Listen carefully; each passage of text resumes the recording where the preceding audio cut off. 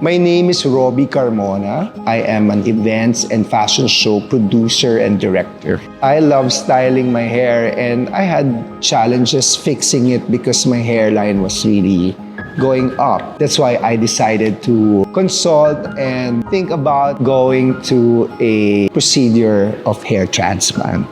I've gone to different countries also to explore the possibilities of doing the procedure there. There's so much fear, there's so much doubt. And then one day, I came across Clinique de Paris and it totally changed my life.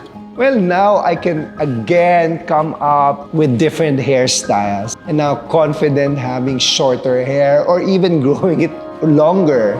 You know, I was never really ashamed of telling people that I had a hair transplant because I really want to share this moment, this experience, so I can inspire other people.